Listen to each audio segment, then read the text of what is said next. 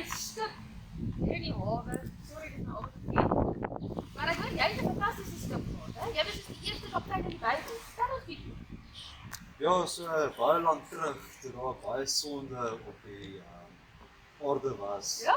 het God vir my gesê, ek moet 'n boot bou.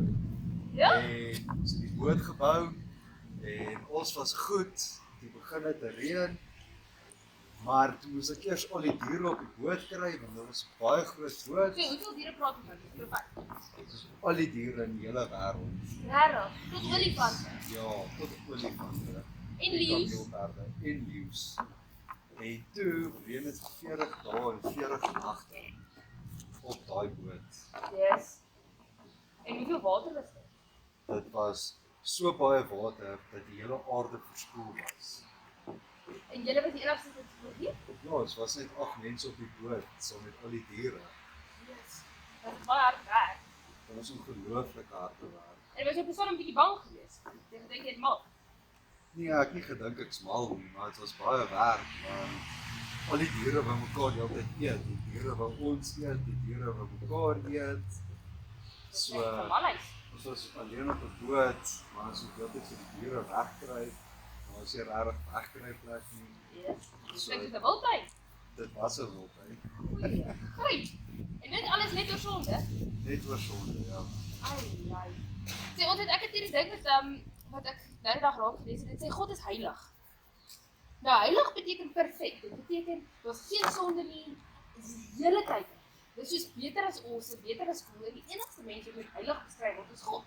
So God is iemand wat glad nie sonde kan verdra nie. Sonde kan nie naby hom wees.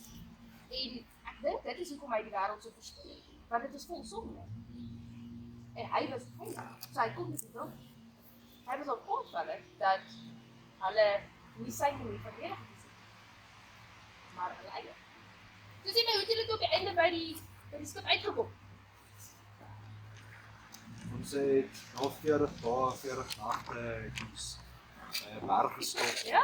Ararat, né? Ja. Yes. Ons het 'n berg gesien, het ons by die berg gestop, want die voeltjie het met 'n luidkraggie teruggekom. En toe stop ons daar op die berg en toe laat ons al die diere af en toe is ons op land. En toe begin ons huise bou. Van vooraf. Van vooraf, ja.